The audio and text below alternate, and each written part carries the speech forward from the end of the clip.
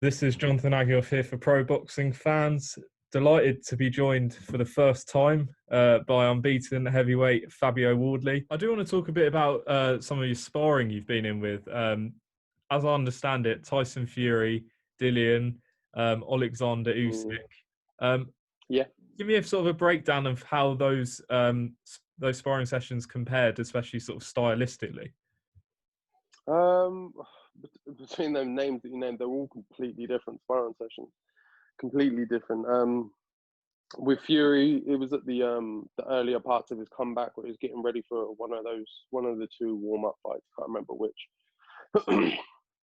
So he'd only just been back, obviously, from his long layoff. He still had a bit of extra weight on him and stuff, but he was still just as agile, just as quick, and just as difficult to pin down and land shots on. And then with Dillian, like, it's obviously progressed over time, but the sparring sessions with us, like, are just pure war. Like, we'll just go for each other, and you think probably we don't even like each other, like the way that we spar and stuff. But it's there to put that in you, to instill that in you, to know that, like, when you're in the ring, hard times will come, but if you can power through it in sparring, then you can power through it on the fight night and things. And that's how that works. And then going over to Ukraine with Usyk and stuff, like, the sparring over there is just such a high technical level that you have to be switched on 24/7. Then obviously with him being southpaw as well, it just made things twice as hard. So yeah, I've had a nice variety so far of sparring and sparring partners. Have you sparred Anthony Joshua yet? No, I haven't actually. There was, who was he getting ready for? I can't. There was talks of me going up there to spar with him for a fight, but I can't remember which one it was. But it just never came around in the end. Just on that Fury sparring session, obviously before it was the two warm-up fights before Wilder, was he as sharp as you expected back then? Obviously, we've seen him recently, go over to Vegas and beat Wilder in the way he did. But how sharp was he when you sparred him? Obviously, he'd been out of the ring a while.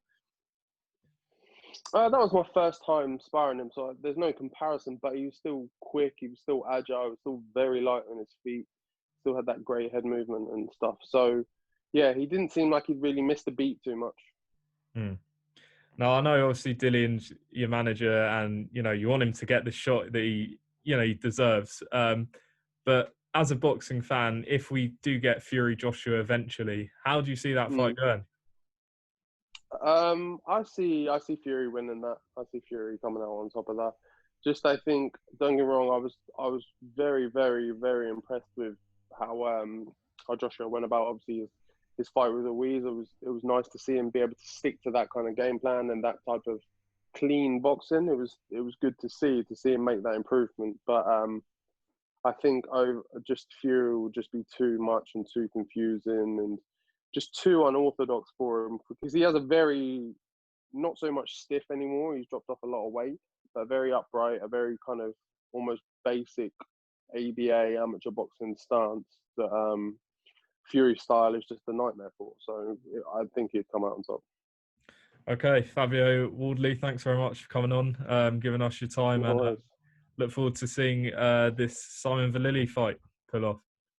Appreciate it. No worries, mate. Thank you.